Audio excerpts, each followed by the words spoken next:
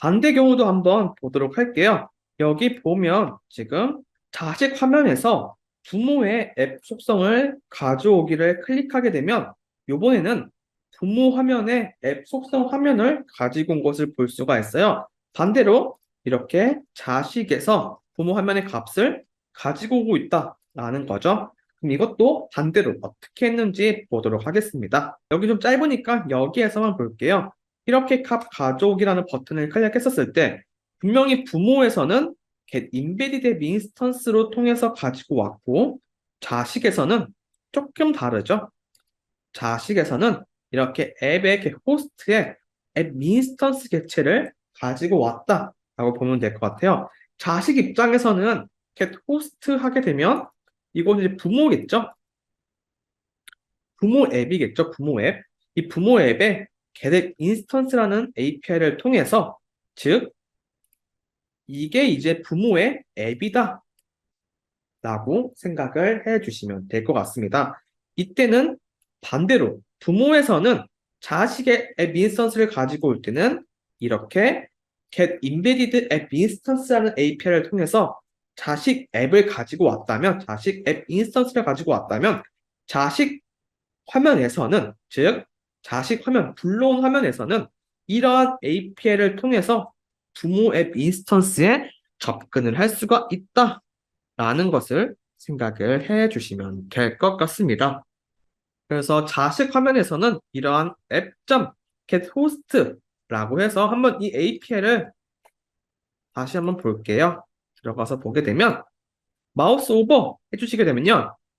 인베디드 앱 객체를 반환한다라고 되어져 있어요. 이거 조금 지금은 어려울 수도 있는데요. 다시 화면을 가서 보도록 하겠습니다.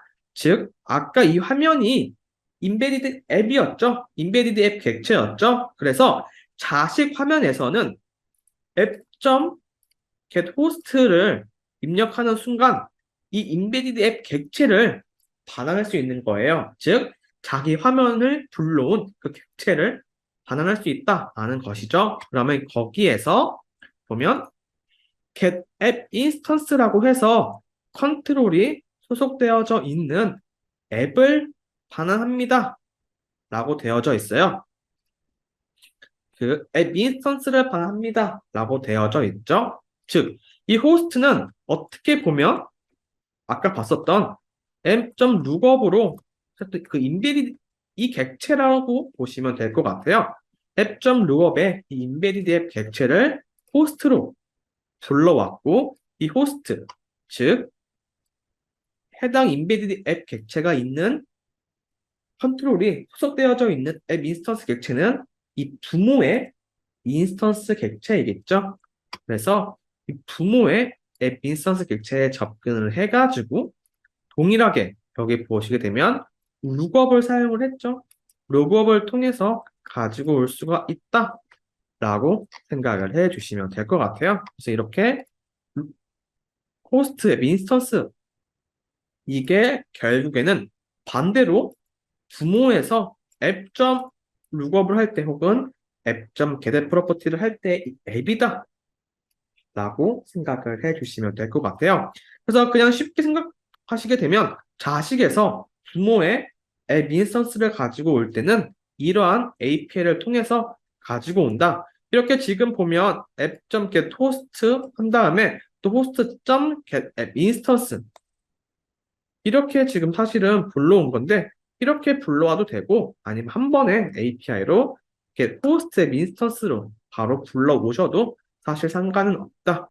그래서 이렇게 두 개의 API를 통해서 부모의 앱 인스턴스 객체를 가지고 올 수가 있다라는 것만 기억을 해주시면 될 것 같아요. 그럼 즉 가장 많이 물어보시는 이제 개발하실 때 부모 화면이 있고 자식 화면이 있는데 어떻게 값들을 가지고 오나요? 특정 부모의 컨트롤에 있는 뭐 밸류 값을 어떻게 갖고 오나요? 혹은 자식이죠. 자식이 있는 어떤 특정한 컨트롤의 밸류 값을 어떻게 가지고 오나요? 라고 하실 때 이러한 API를 사용해 주시면 되겠습니다. 그러면 부모에서는 이렇게 get embedded 인스턴스를 통해서 가지고 오면 되는 것이고 이렇게 get embedded app instance라는 객체를 통해서 가지고 오는 것이고, 자식은 부모의 get host.app instance 객체를 통해서 갖고 오게 되면 자유롭게 앱 객체를 가지고 왔기 때문에 똑같이 app.lookup 혹은 get 프로퍼티를 통해서 자유롭게 값을 가지고 올 수가 있다라는 것도 기억을 해주시면 되겠습니다. 그럼 당연히 반대로 부모의 뭐 밸류 값도 수정할 수가 있겠죠. 그래서 되게 자유롭게 앱 객체를 번갈아 가면서 사용할 수가 있다라는 것도 기억을 해주시면 될 것 같습니다. 또 다양하게 할 수가 있고요. 이때 아까도 참고하셔야 될 게 이렇게 has and method라는 것을 통해서 아까 처음에 앱을 설명드릴 때 이렇게 독립적인 스코프를 가지고 있다라고 말씀을 드렸고 함수를 출판하기 위해서는 export라는 예약어를 통해서만 사용할 수가 있다라고 했어요. 무조건적으로 사용할 수 없다라고 말씀을 드렸죠. 그렇기 때문에 이렇게 함수가 있는지 없는지 여부를 통해서 함수가 있다면 콜앤 메서드를 통해서 반대로 이렇게 호출도 가능하다라고 기억을 해 주시면 될 것 같습니다. 그럼 또 한 가지 궁금하신 점이 하나가 있을 수가 있겠는데요. 그러면 지금 보시게 되면 결국에 이 화면을 보시게 됐었을 때 메인 화면이 하나가 있고요. 그 다음에 MDI라는 컨트롤을 통해서 지금 또 하나의 앱이 지금 결국엔 이게 최상위 앱이겠죠? 최상위 앱이고 그 다음에 여기에 또 다른 앱 하나가 앱 첫 번째가 있는 것이고 그 다음에 첫 번째 페이지라고 되어져 있는 것이 또 다른 앱 두 번째 앱인 거예요. 그러면 뎁스가 어떻게 보면 1뎁스, 2뎁스, 3뎁스 총 앱이 3개가 지금 현재 하나의 화면에 지금 구성이 되어져 있는 거잖아요. 근데 만약에 이 3뎁스라는 앱에서 get 호스트 하게 되면 host.app 인스턴스를 하게 되면 이 부모 앱을 가지고 올 수 있다고 말씀을 드렸어요. 방금처럼 이렇게 부모의 앱 함수를 가지고 올 수가 있었죠. 근데 만약에 최상위 앱, 지금 껍데기 완전 밖에 있는 이 메인 화면에 대한 앱 인스턴스를 갖고 오고 싶다라고 하는 경우에는 이렇게 뭐 앱.get host를 하는 것이 아니라 앱.get root 앱 인스턴스라고 해서 이렇게 최상위 앱 인스턴스를 반환하는 API도 제공을 해드리고 있다라는 것도 참고해 주시면 되겠습니다. 이렇게 하게 되면 만약에 뭐 특별한 루트에 있는 어떤 함수들이 만약 공통 함수들이 작성이 되어져 있다라고 하게 됐었을 때 이것들을 통해서 뭐 해지앤 메서드 혹은 콜앤 메서드를 통해서 자유롭게 작성을 할 수가 있겠죠. 그래서 실제로 다른 앱에 있는, 다른 경로에 있는 혹은 열려져 있는 부모 앱 혹은 다른 자식 앱을 가지고 오기 위해서는 해당하는 이러한 API를 사용하게 되면 즉각 다른 앱에 접근을 해서 해당 컨트롤을 가지고 올 수도 있고 뭐 여러 작업들을 할 수가 있다라는 것도 함께 기억을 해 주시면 되겠습니다. 그래서 이러한 API만 기억을 해 주시게 되면 뭐 쉽게 가지고 올 수가 있다라는 것만 기억을 해 주시면 되겠습니다. 인베디드 앱이라는 앱 객체라는 것만 이해를 해주시게 되면 이렇게 인베디드 앱 객체가 있고 여기 안에 또 다른 인베디드 앱이 배치가 되는 것이라면 이것들은 위에 상위에 있는 부모 앱에 쉽게 접근을 할 수가 있고 혹은 최상위 앱에도 같이 접근을 할 수가 있다라는 것을 기억을 해주시면 되겠습니다. 그 다음에 밑에 보시게 되면 사이클만 간단하게 설명을 드릴게요. 조금 내용이 어려울 수가 있는데 여기 보시게 되면 인베디드 앱 컨트롤이 있고 인베디드 앱 컨트롤에서 불러온 화면에 앱 인스턴스라는 것이 있어요.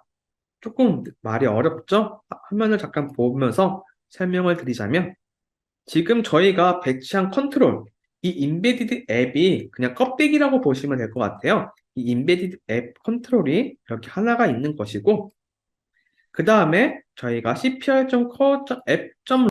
이렇게 cpr.core.app.load를 통해서 이 특정 경로 이름에 있는 실제 여기를 변수가 아니라 컨트롤 스페이스 바로 하게 되면 특정 경로에 있는 이 앱을 로드한다라고 되어져 있는 거잖아요.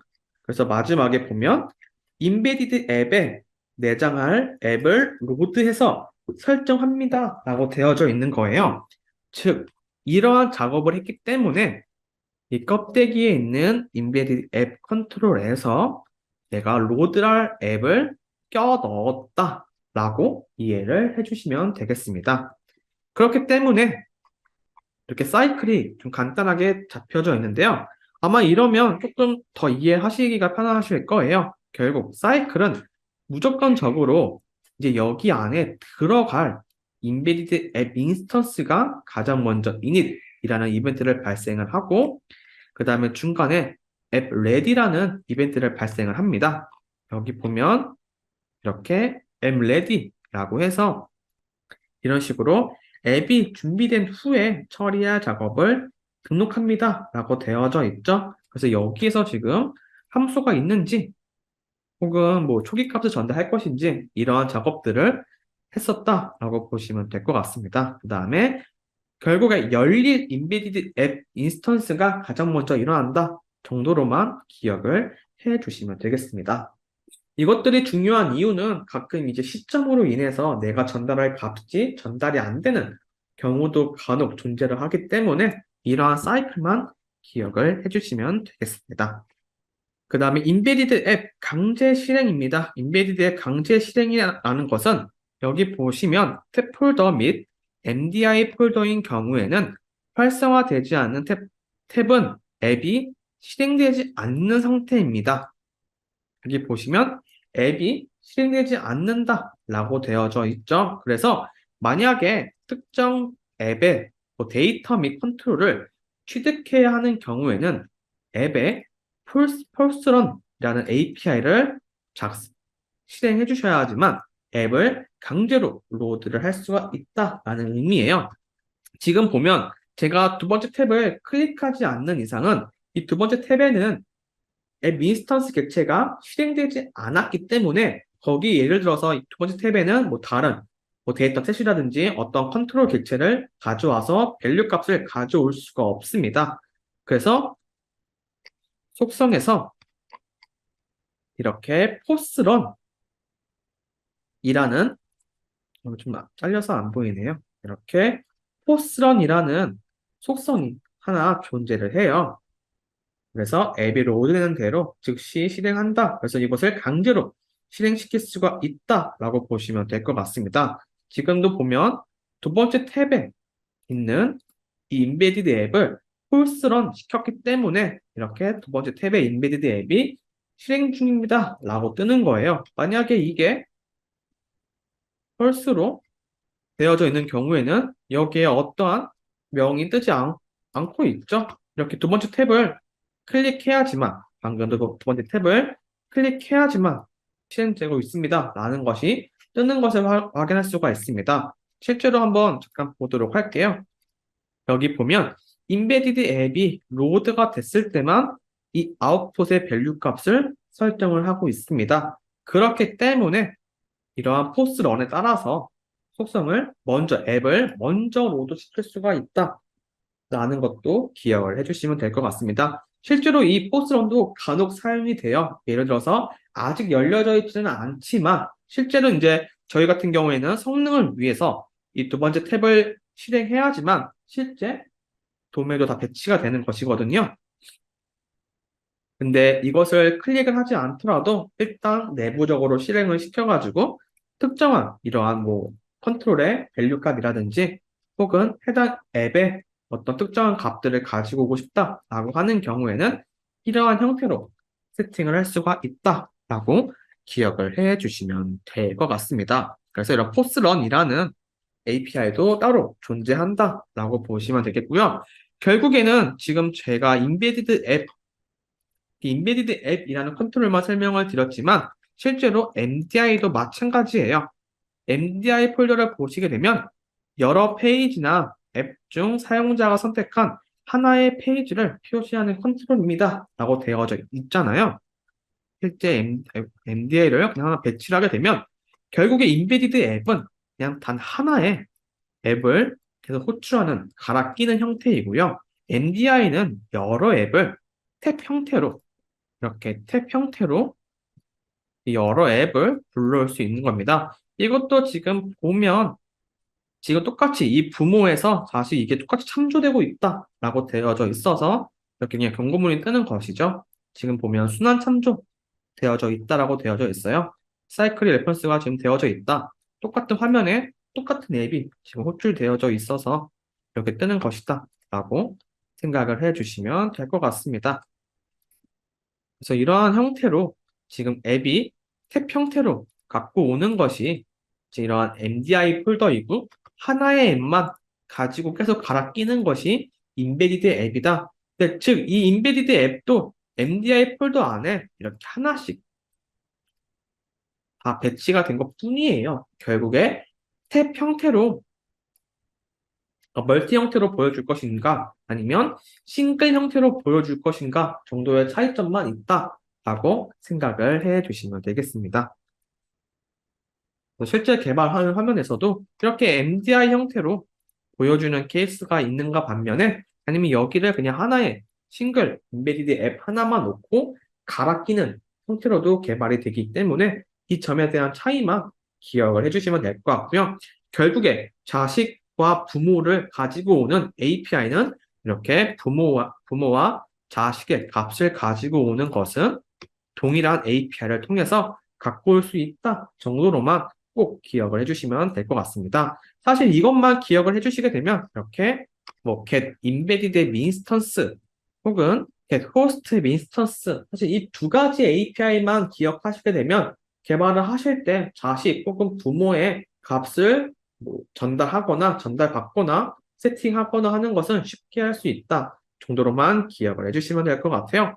이것들이 조금 잘 이해가 되지 않는다라고 하시게 되면 디버깅만 몇 번 해보시게 되면 더 쉽게 이해를 하실 거예요. 뭐 예를 들어서 여기에서도 그냥 디버깅을 해가지고 여기에서 실제 디버깅 값을 갖고 와보시게 되면 여기에 뭐 이렇게 제가 따로 지금 변수 처리는 하진 않았지만 이렇게 갖고 오면 이 값이 지금 어떤 형태의 값인지 이게 앱이라고 썼으니까 뭐 이거 아이디를 찍으면 지금 이 아이디 값이 불러오게 되는구나 라는 것도 다 확인할 수가 있죠. 그럼 이쪽에 앱의 아이디가 인베디드 앱 아이디구나. 타이틀 이름이구나. 이런 식으로 전부 다 똑같이 어차피 스크립트에서 가지고 오는 것을 전부 다 가지고 오기 때문에 이런 식으로 뭐 컨테이너를 가지고 와서 이렇게 칠드런 어떤 것들이 있는지 전부 다 이렇게 확인할 수가 있죠. 뭐 그룹 1이 있고 또 그룹 1이 아닌 것들이 있는 것도 확인을 할 수가 있습니다. 이런 식으로 잘 이해가 안 되는 부분이 있으시면 몇 번 한번 디버깅을 해보시게 되면 조금 더 빠르게 이해가 되실 거예요. 이런 식으로 어떤 값들이 있는지 다 확인할 수가 있기 때문에 좀 이해가 안 되신다 하게 되면 이런 앱 인스턴스에 디버깅 몇 번 해보시게 되면 조금 더 빠르게 이해가 되지 않을까 싶습니다. 그래서 자식과 부모에 해당하는 앱을 접근하는 방법은 이렇게 두 가지 API를 통해서 서로서로 접근할 수가 있다 정도로 기억을 해 주시면 되겠습니다. 그 다음 외부 연동하는 방법에 대해서 설명을 하도록 하겠습니다. 또한 항상 기억을 하셔야 될 게 다른 앱에 되어져 있는 함수를 가지고 올 때는 꼭 이러한 export라는 계약을 통해서 이렇게 설정을 해 주셔야지만, 선언을 해 주셔야지만 가지고 올 수가 있다라는 점도 기억을 해 주시면 되겠습니다. 그 다음 앱 속성 출판입니다. 외부에서 실행 중인 앱 인스턴스에 접근할 수 있는 속성이라고 되어져 있고 UDC 및 인베디드 앱 컨트롤에 주로 사용된다라고 되어져 있어요. 이런 출판 속성들을 통해서 앱의 속성들을 지정할 수 있다라고 했었어요. 그럼 이때도 마찬가지로 get 프로퍼티를 통해서 컨트롤 스페이스바 하게 되면 이런 식으로 set 프로퍼티를 통해서 이렇게 특정한 속성에 어떠한 값을 넣겠다 이렇게 설정을 할 수가 있다라는 의미입니다. 그래서 보통 이제 UDC에서 좀 많이 사용된다라고 보시면 될 것 같고요. 이 유의사항 같은 경우에는 나중에 좀 개발하실 때 가끔 이러한 경우가 있어요. 이제 프로퍼티 체인지라고 해서 앱 속성이 변경됐었을 때 이벤트가 따로 있습니다. 그래서 나중에 만약에 발생하지가 않는다라고 하게 되면 이러한 이유 때문에 발생하지 않는다라고 보시면 될 것 같아요. 뭐 그리드 내에 있거나 아니면 상대 컬럼 바인딩, 이렇게 특정한 바인딩에 따라서는 발생을 하지 않을 수가 있다라는 점도 지금 기억만 해주시면 될 것 같습니다. 그 다음 앱 이벤트 출판입니다. 외부에서 일반 컨트롤이 가지고 있는 이벤트처럼 사용할 수 있다라고 되어져 있습니다. 마찬가지로 지금 보시게 되면 이렇게 이벤트를 하나 생성을 해서 앱.dispatch 이벤트라고 하게 되면 일반 컨트롤이 가지는 이벤트처럼 생성할 수가 있다라는 것도 기억을 해주시면 될 것 같아요. 그 다음에 앱 함수 출판입니다. 앱 함수는 익스포츠라는 키워드를 통해서 외부에서 함수 호출을 할 수 있도록 출판한다라고 되어져 있어요. 아까 처음에 설명드릴 때 결국엔 앱이라는 것은 독립적인 스코프를 가지고 있다라고 말씀을 드렸어요. 그래서 지금도 사실 이 화면 같은 경우에도 메인이라는 하나의 CLX 화면이 있고 각각의 또 다른 이런 CLX 화면들이 있어서 이것들을 계속 갖고 오는 형태에 있잖아요.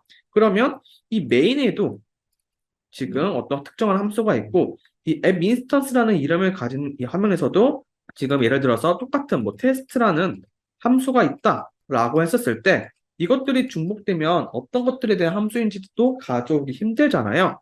그렇기 때문에 내가 만약에 출판하고 싶은 다른 곳에서도 불러오고 싶은 함수가 있다라고 하는 경우에는 이렇게 익스포트라는 키워드를 통해서 불러온다라고 보시면 될 것 같아요. 이렇게 익스포트 점을 통해서 이 얼러트 메시지라는 것을 그냥 다른 곳에서 불러오는 것이 아니라 내가 이 얼러트 메시지를 다른 곳에서 호출할 수 있게 선언을 하겠다라고 이해를 해 주시면 될 것 같습니다. 그래서 이렇게 뭐 한 번에 작성을 해 주셔도 되고요. 뭐 사실은 다양하게 뭐 펑션 함수를 하나 만들고 함수명을 여기다가 작성을 해 주셔도 뭐 상관은 없겠죠.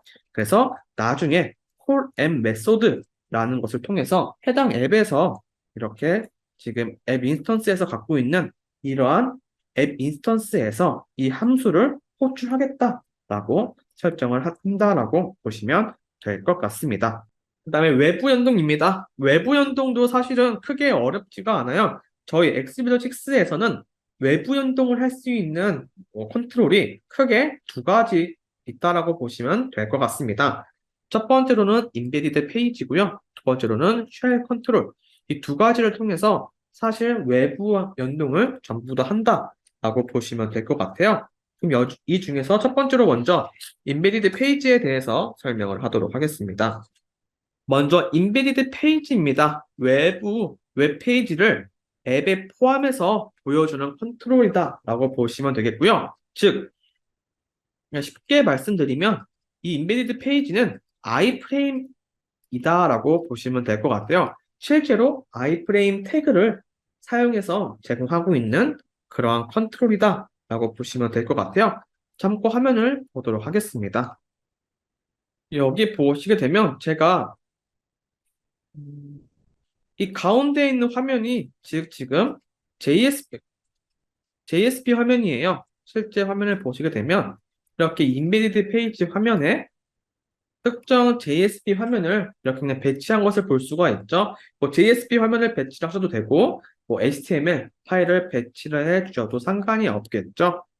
그래서 실제 이 영역을 돔 영역을 보게 되면 이렇게 iframe 태그를 사용하고 있는 것이다 라고 보시면 될 것 같아요. 그래서 만약에 개발하는 화면에서 이러한 이미 작성되어져 있는 iframe으로 작성이 되어져 있는 경우에는 그냥 저희도 똑같이 인베디드 페이지 하나 배치를 해놓고 거기에 동일한 src 경로만 작성을 해주시게 되면 똑같이 작업을 할 수가 있다라고 보시면 되겠고요. 근데 이때 한 가지 이제 추가적으로 보시게 되면 도메인이 같은 경우와 도메인이 다른 경우 이제 값을 넘겨주는 것에 차이가 있어요.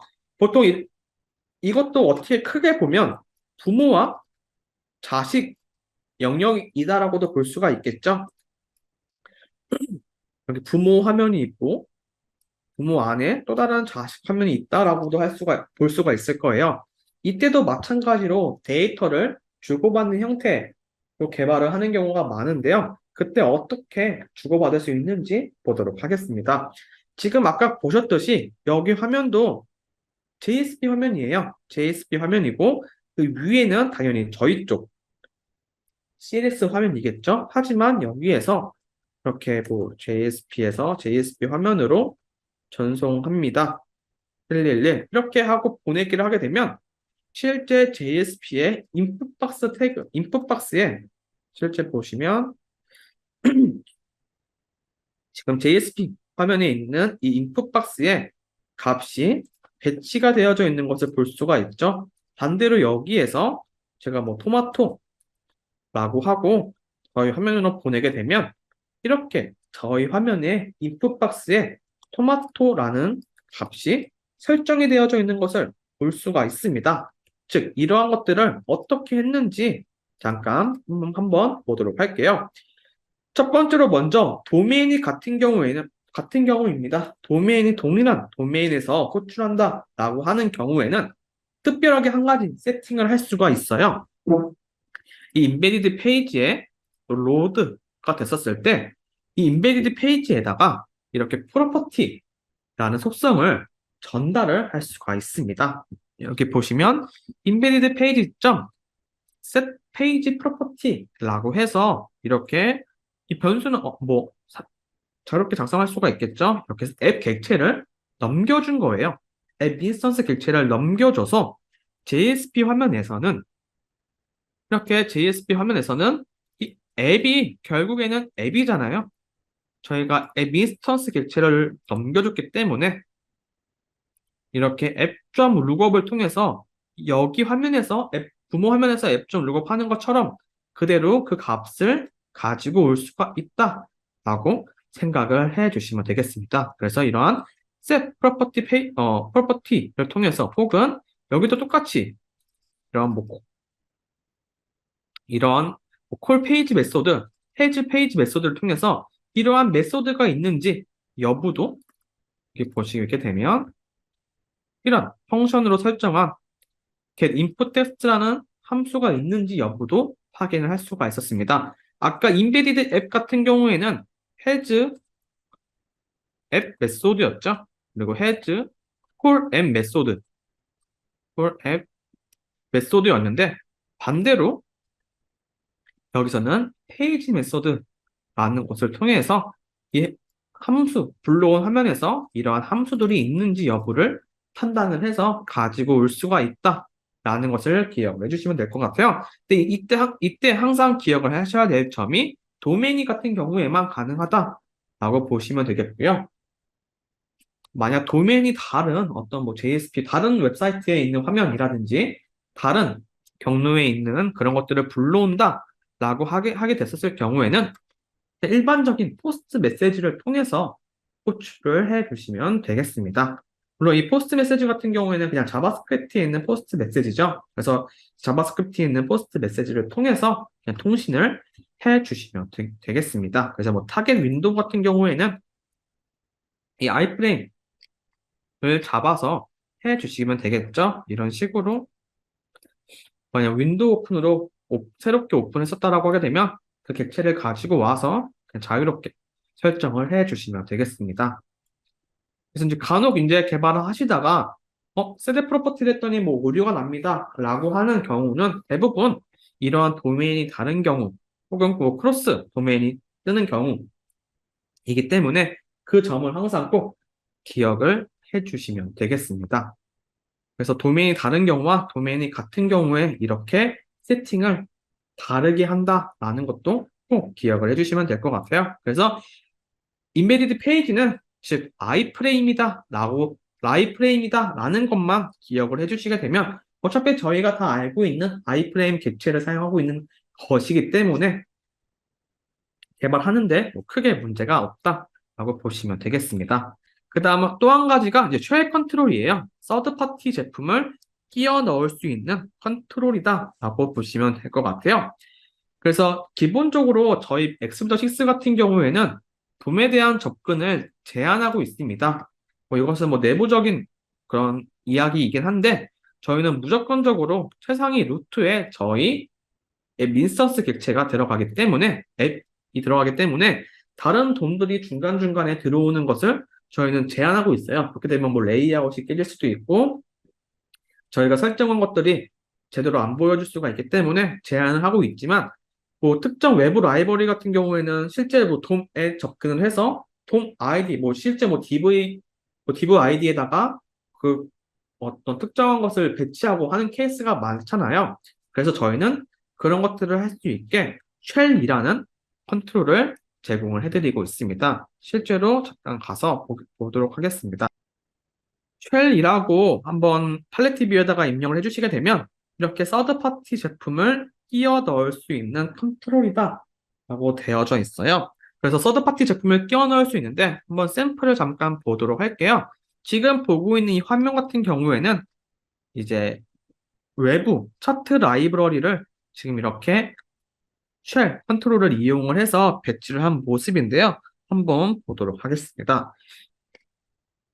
기본적으로 아까 뭐 외부 라이브러리 같은 경우에는 env.json 파일이라든지 혹은 exhibit.json 파일에 배치할 수 있다 라고 말씀을 드렸죠. 근데 그것뿐만이 아니라 여기 보면 아마 기본 교육에서 배웠듯이 어시스트 뷰에 이 외부 스크립트를 통해서도 똑같이 외부 라이브러리를 추가할 수가 있다라고 보시면 되겠고요.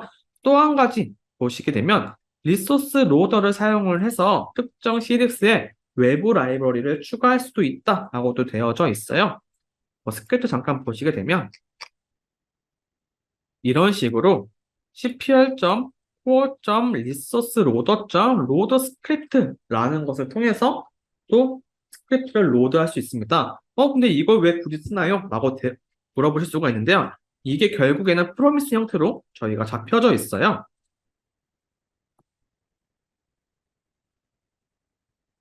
로드 스크립트뿐만이 아니라 로드 뭐 앱, 로드 CSS 혹은 뭐 되게 여러 종류들이 있는데요. 여기서 프로미스 형태이기 때문에 특정 라이브러리를 호출을 하고 또 다른 라이브러리를 호출해야 되는 경우 어떠한 그 체인이 걸려져 있어서 계속 반복적으로 이게 호출되고 이게 호출되고 이게 호출되고 이러한 형태로 작업을 하고 싶은 경우에는 이러한 스크립트를 작성을 해 주시면 되겠습니다. 그래서 실제로 외부 라이브러리를 호출하는 경우에는 되게 다양하게 외부 라이브러리를 호출할 수 있는 케이스가 좀 다양하게 있다라는 것도 먼저 기억을 해 주시면 되겠고요. 실제 이 리소스 로더도 간혹 사용이 되기 때문에 이 부분도 기억을 해 주시면 되겠습니다. 지금은 리소스 로더를 통해서 뭐 스크립트를 통해서도 라이브러리를 추가할 수 있구나 정도만 기억을 해 주시면 되겠고요. 그 다음에 보시게 되면 이렇게 쉘이라는 컨트롤에는 이벤트 두 가지가 있습니다. 이니까 로드 이벤트가 있는데요. 이러한 이니까 로드 이벤트에서 이제 실제 렌더링을 통해서 컨트롤을 외부 서드 파티를 가지고 올 수가 있다라는 것을 기억을 해주시면 되겠습니다. 스크립트도 보시게 되면요. 따로 뭐 없어요. 실제 여기 보면 뭐 VO 차트는 이 차트.init이라고 되어져 있는 이 부분도 결국에는 이 차트에 해당하는 라이브러리고요. 여기 퓨어 컨텐트라고 되어져 있는 부분을 잠깐 한번 보도록 할게요. 아마 이 부분만 보시면 바로 이해가 되실 건데요. 이렇게 실제 돔의 div 영역을 이렇게 가지고 왔다라고 보시면 될 것 같아요. 실제 차트 라이브러리들을 보시게 되면 이쪽에다가 div 영역을 집어넣게 되겠죠. 그래서 똑같이 저희도 이렇게 그 컨텐트 영역을 이렇게 등록을 해서 이 영역에다가 차트 라이브러리를 그려주세요 라고 했기 때문에 이렇게 이 차트에서 알아서 차트 라이브러리 영역을 이렇게 그려줬다라고 보시면 될 것 같아요. 그 외 부분은 당연히 이 차트에 해당하는 모든 스크립트를 작성했을 뿐이다 라고만 생각을 해 주시면 되겠고요. 여기에 보시는 이런 영역만 기억을 해 주시면 되겠습니다. 이점 컨텐트라고 되어져 있는 부분이 이쪽 div 영역을 쉘 컨트롤을 배치했었을 때 영역이다. 여기 있네요. 여기 CL UI 컨트롤 쉘이라는 부분 아래 여기에 배치가 지금 되어져 있기 때문에 여기 안에다가 차트 서드 제품들을 배치를 할 수가 있다라는 것을 기억을 해 주시면 되겠습니다. 그래서 이러한 식으로 사실 모든 특정한 외부 라이브러리들은 대부분 이러한 쉘이라든지 아니면 인베디드 페이지 두 가지의 컨트롤을 통해서 전부 다 구현이 가능하다라고 생각을 해주시면 되겠습니다. 이런 두 가지 컨트롤을 통해서 외부 라이브러리를 제공한다라고 개발을 할 수가 있다라는 것도 라고 생각을 해주시면 되겠습니다. 컴포넌트 생성에 대해서 보도록 하겠습니다. 사실 예전에는 그렇게 많이 사용하지는 않았는데, 이제 요즘 개발자 분들이라든지 뭐 질문 주시는 것들을 보게 되면 컨트롤을 동적으로 생성을 해서 배치를 하려는 경우가 꽤 많아요. 그래서 이제 어떻게 동적 스크립트를 작성하는지에 대해서 알아보도록 하겠습니다. 이제 동적 스크립트라고 해서 컨트롤들을 미리 그려놓는 것이 아니라 동적으로 컨트롤을 화면에 추가하거나 컨트롤들을 이동시킬 수가 있습니다. 그래서 어떻게 하는지 디자인 탭에서 마우스 우클릭 보기, 컴파일된 결과 보기를 통해서 해당 컨트롤을 어떻게 스크립트로 추가를 하는지 확인을 할 수가 있습니다. 라고 되어져 있어요. 한번 어떻게 동적으로 스크립트를 작성하는지 한번 보도록 하겠습니다. 먼저 예시로 버튼 컨트롤 동적 생성을 보도록 할게요. 여기에 동적 버튼 컨트롤 3개 추가를 이렇게 클릭해서 보시게 되면 버튼 3개가 이렇게 생성이 되는 것을 볼 수가 있습니다. 그리고 하단에 보시게 되면 뭐 드로우 btn이라고 해가지고 앱.룩업의 특정 이제 그룹이겠죠.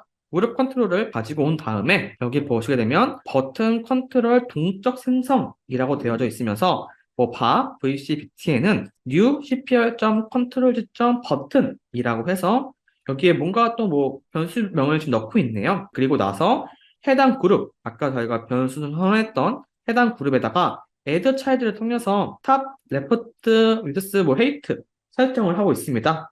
이것들도 저희가 다 어디서 많이 봤었죠? 이런 뭐 탑, 레프트 이런 것들 설정하는 게 저희 XY 레이아웃에서 설정을 했었는데 여기 보시면 각 레이아웃에 맞는 컨스트레인트를 작성을 해주셔야 됩니다. 라고 되어져 있어요.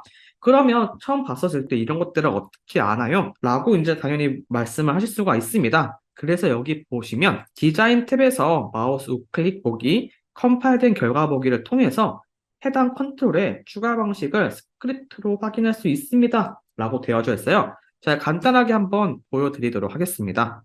실제 개발할 때 사용하는 방법이고요. 거의 대부분 이렇게 사용한다라고 보시면 될 것 같아요. 만약에 방금 이런 버튼 컨트롤 동적 생성처럼 미리 먼저 만약 예를 들어서 제가 뭐 버튼을 이런 식으로 배치를 만약 하려고 해요. 그러면 한번 디자인 탭에서 실제로 이렇게 그리는 겁니다. 한번 그린 다음에 이 디자인 탭에서 마우스 우클릭 여기 보면 보기에 컴파일된 결과 보기라는 항목이 하나 있어요. 즉 여기가 배포 경로에 있는 컴파일된 파일이다 라고 보시면 되겠는데요. 이것을 한번 클릭해 보도록 할게요. 화면에서 마우스 우클릭하셔도 상관은 없고요. 저처럼 파일 하나를 그냥 이렇게 생으로 하나 만들어 주신 다음에 막 컨트롤들을 뭐 버튼뿐만이 아니라 뭐 그리드도 추가하고 싶다 하시게 되면 뭐 그리드 같은 것도 이렇게 배치를 한번 해보시고 데이터셋도 마찬가지겠죠. 데이터셋도 이렇게 막 만들어 보신 다음에 마우스 우클릭으로 보기에 컴파일된 결과 보기를 클릭 한번 해보도록 하겠습니다.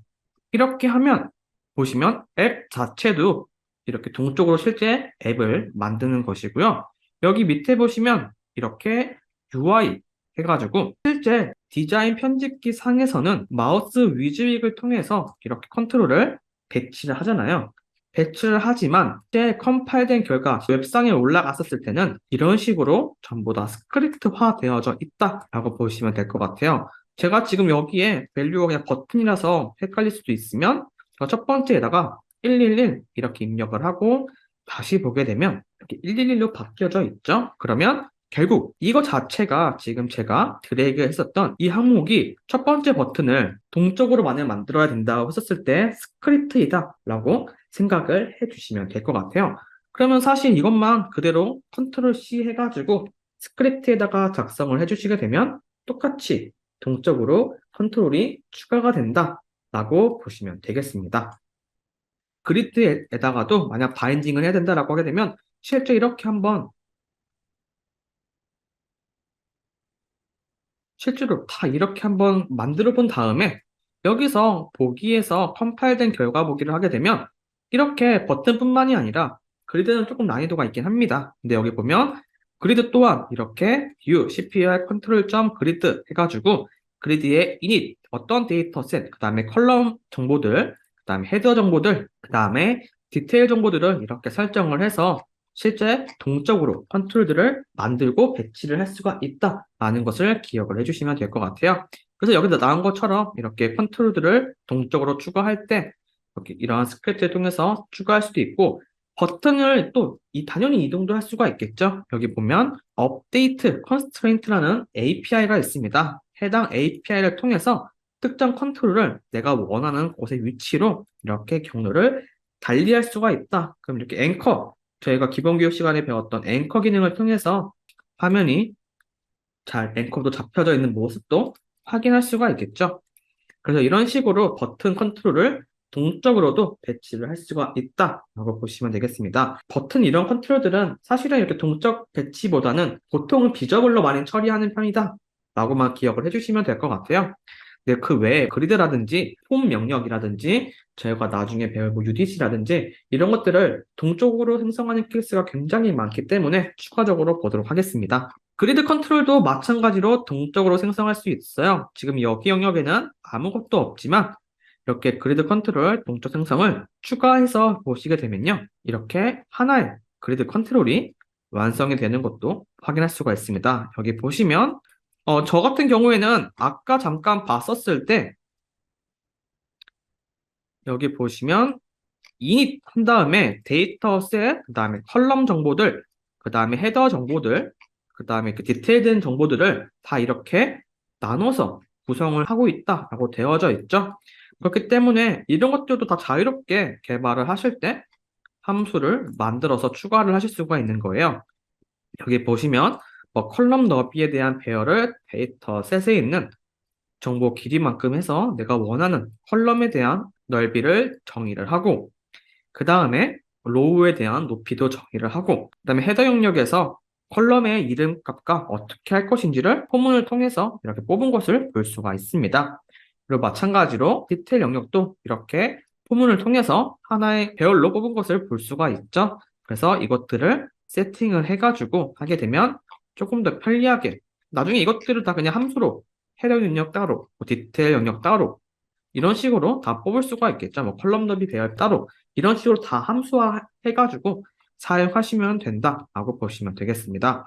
실제로 그리드 같은 경우에는 요즘 조금 동적으로 생성하는 케이스가 좀 많기 때문에 그렇게 해야 되는 경우가 있다라고 하시게 되면 이 스크립트를 한번 참고하시면 좀 쉽게 만들 수가 있다라고 보시면 되겠습니다. 그 다음에 저희가 나중에 배울 UDC 컨트롤 같은 경우에도 동적으로 다 만들어줄 수가 있어요. 실제 컨트롤 동적 생성 클릭하게 되면 UDC라는 게 기본 교육 시간에 어떤 것이다 라고만 배우셨을 거예요. User Define Control 이라는 명칭으로만 배우셨을 건데 여기 보면 이거 하나가 이제 결국에는 UDC인 거죠. 여기에 뭐 타이틀명이 있고 버튼이 있고 등록일 이런 것들이 있는 이 하나를 하나의 컨트롤로 아예 만들어서 이게 하나, 두 개, 세 개 이런 식으로 반복문을 통해서 컨트롤을 배치를 할 수가 있다라는 것도 확인을 할 수가 있었습니다. 이번에는 이렇게 new 샘플에 있는 UDC 인풋 버튼이라는 이쪽 버튼 컨트롤의 위치를 통해서 new로 만들어주고 있는 것을 확인을 할 수가 있어요.